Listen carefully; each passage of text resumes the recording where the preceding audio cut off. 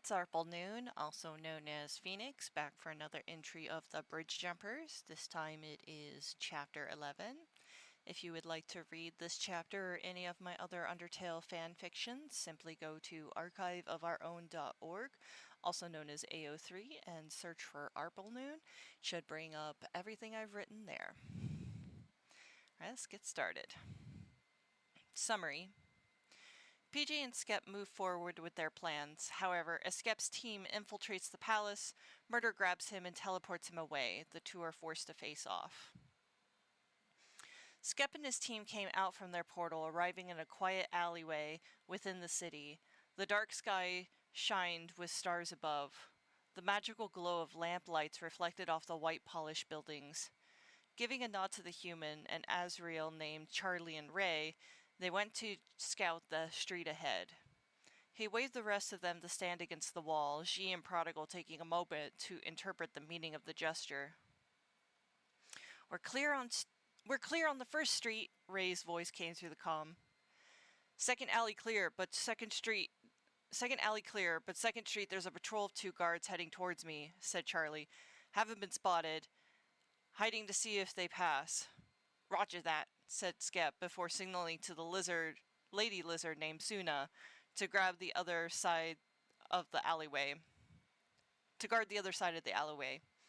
Several tense moments passed. The sounds of battle echoed from the front of the palace. The notable sounds of gaster blasters and bone attacks could be recognized by anyone. They're heading towards the battle. We're clear, said Charlie. Very good. On our way, said Skep, and ordered the rest of them to move quickly to Charlie's position. The thundering sounds of the great light falls drowned out the noise of battle. When they finally rounded the corner to the massive palace walls, the pounding water made it hard for them to hear each other. After checking the coast was clear, they moved over one of the small bridges that reached over the light wells, the air filled with glowing mist. They made it to one of the grates before Skep ordered Suna to solder it away. She produced her regular taser rod. With a few adjustments, she converted it into a laser saw, setting to work. Going well so far, Prodigal commented. Almost too well, Skep grunted, keeping a look around them. They held their ground, uncontested, for 10 minutes before the metal grate finally fell away, tumbling into the waters below.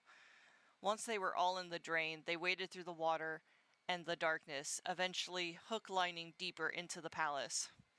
Eventually, the team climbed their way to the West Wing bathing halls.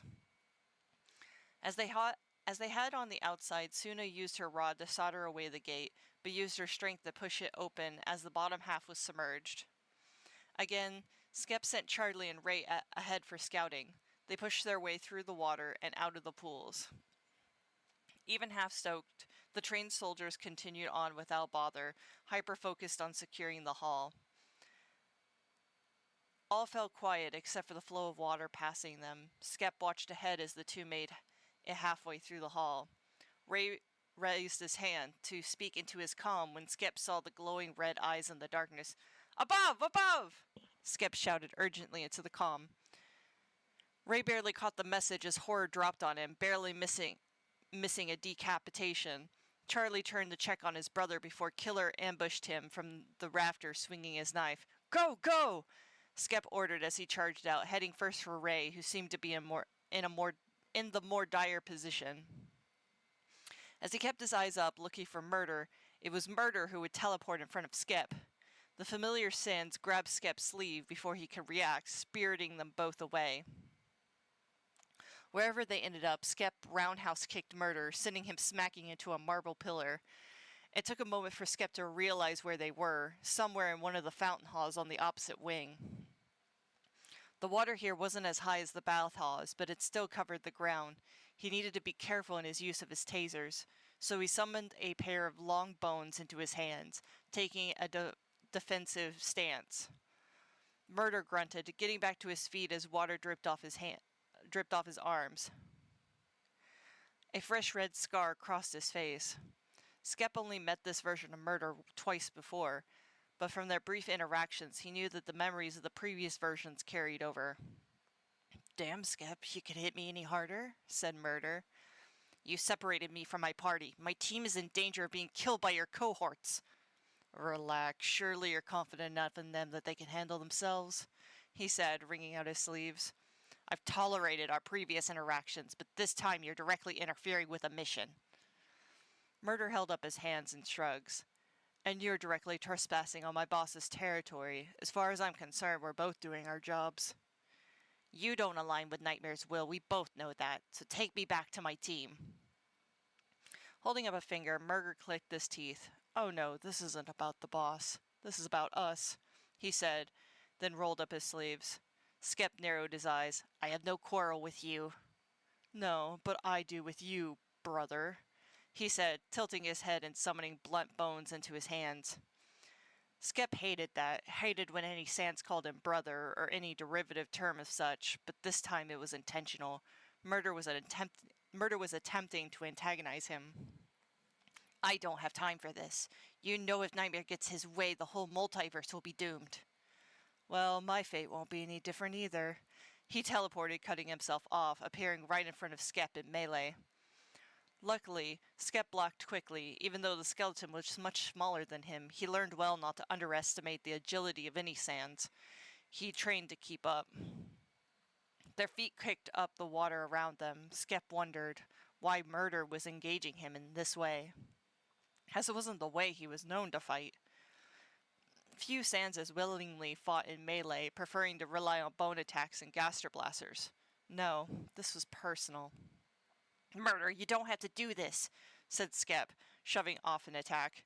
Don't call me that, cried Murder, going for a full-on tackle.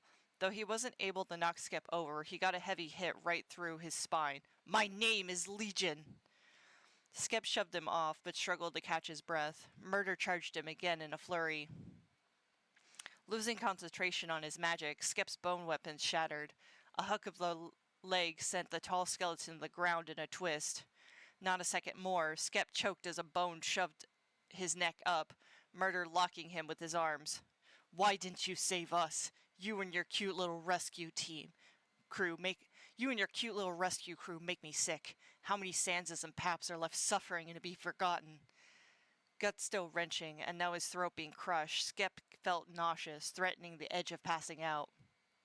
Murder must have noticed, as he loosened his grip enough to allow Skep to get breath. It's true we failed you, but you tell me this, Murder. After how many resets did you give up? When did you kill your papyrus? Skep hissed. A deep primal growl escaped Murder, followed by a roar. He pulled the bone away, ready to slam it against Skep's skull, but Skep twisted, throwing an arm to hook Murder's neck and slam him into the ground. 1, 2, 3 punches to the face. Murder teleported a few yards away, coughing and holding his bloody nose. His right eye socket blackened. Red Eyes looked back at Skep. With ruthlessness like that, are you even a papyrus? I could ask you if you're even a Sans after what you've done, said Skep, catching his breath and getting back to his feet. Murder stood, the water making the blood look much worse than what it was. Still, he gritted his teeth and charged, the water flying from him like transparent wings. Opening his hand, Skep almost summoned Bones again until he realized Murder was coming in only with his fist. Blocking and redirecting the attacks, he was sure now that Murder had no intention of really hurting him, which made it easier for Skep to get aggressive. Towering over the smaller skeleton, Skep landed a hard headbutt between Murder's eyes before kicking and stomping him to the ground. Skep didn't press too hard, however, not wanting to accidentally drown Murder. Murder huffed with defeat. 642. 624 was the first reset I killed him. Eye sockets wide, Skep hadn't expected him to answer, or it had to have been that high of number. 624? From the way Murder phrased it, that wasn't even the number of resets he endured. The smaller skeleton turned to glare up at him. Now you tell me, Papyrus, after how many resets did you finally get the guts to kill the damn kid? Skep let up his foot, backing away. He hung his head in shame. 57. Murder's eyes spelled devastation before to acceptance. As he pushed himself up, his laughter filled with pure spite. I died 220 times. 220 times saving my brother, and he couldn't do it. He could kill them. After all these years, it dawned on Skep that perhaps he judged murder too harshly. He couldn't imagine remaining in that hell loop longer than he remembered. The existence of murder and the other bad sands has always made him feel nauseous. The idea that his own brother, given the right circumstances, would have murdered him or harmed others. Skep took a deep breath, remembering why he was here. Suppose that makes us both failures. The rage from murder subsided, and Skep felt confident to turn to leave. However, as Skep made his way towards one of the thresholds, remembering the map in his head, his eyes caught sight of two pink lights in one of the drains. Eye lights. They blinked, then moved away, followed by a scream, splashing echoing within the wall until his sands teleported into the fountain hall. Pink hoodie, black leggings, backpack, sneakers, and completely drenched. "Lee!" they called, scrambling to their feet and running to Murder. Murder had just gotten to his feet when he saw the other sands pulling him into a hug. His eye lights changed white. Even the tone of his voice changed, like he was a completely different person. Diva!